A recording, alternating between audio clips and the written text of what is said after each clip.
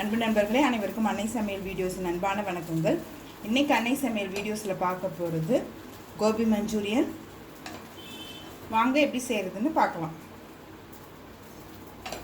கொஞ்சமாக உப்பு சேர்த்துக்கலாம். இப்போ இதில் 2 கப் காலிஃப்ளவர் சேர்த்துக்கலாம்.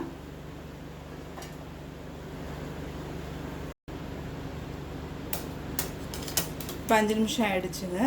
இப்போ இதை தனியாக வச்சுக்கலாம். 1/4 கப் மைதா, 1/4 கப் கார்ன்ஃப்ளவர்,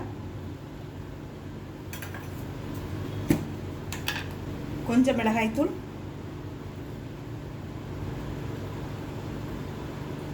கொஞ்சம் மிளகுத்தூள்,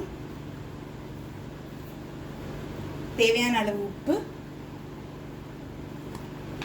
கொஞ்சமாக தண்ணி எல்லாம் மிக்ஸ் பண்ணிக்கலாங்க.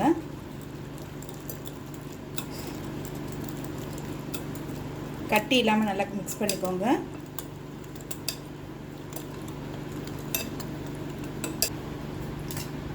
இப்போ இதில் காலிஃப்ளவரை சேர்த்துக்கலாம்.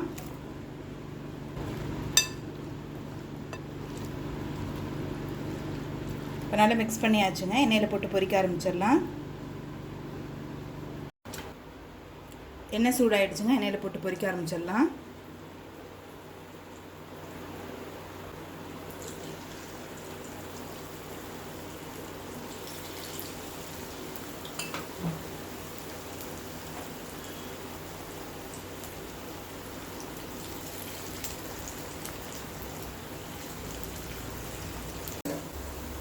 இப்போ நல்லா கலர் மாறிடுச்சுங்க. இப்போ எண்ணெயிலேருந்து எடுத்துடலாம்.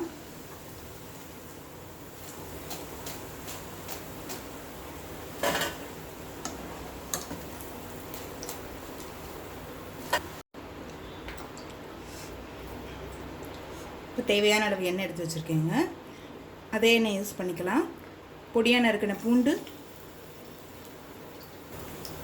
பொடியாக நறுக்கின பச்சை மிளகாய்,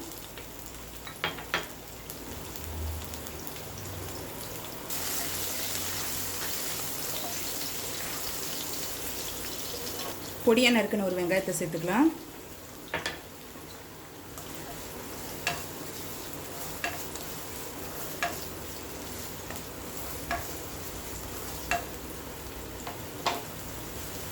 கொஞ்சம் கேப்சிகம் சேர்த்துக்கலாம்.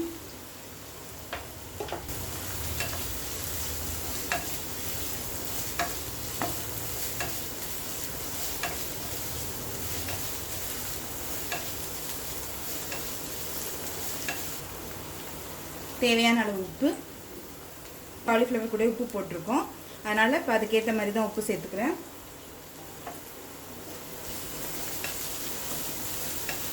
அதே மாதிரி நம்ம சேர்க்குற சாஸ்லேயும் கொஞ்சம் உப்பு இருக்குங்க, அதனால் உப்பு பார்த்து போட்டுக்கோங்க.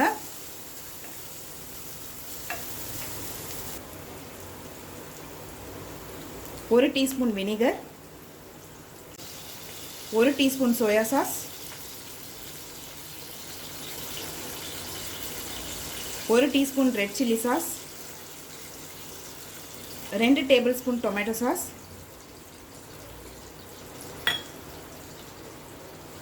கொஞ்சம் மிளகாய்த்தூள்,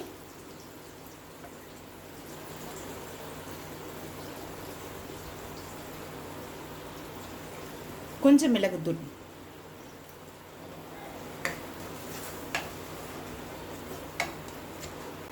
ஒரு டேபிள் ஸ்பூன் கார்ன்ஃப்ளவரை தண்ணியில் கரைச்சி சேர்த்துக்கலாங்க.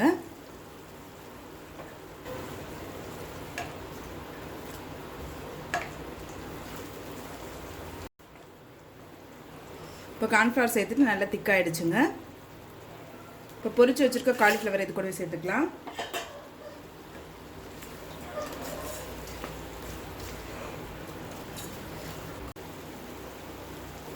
கொஞ்சம் ஸ்ப்ரிங் ஆனியன்.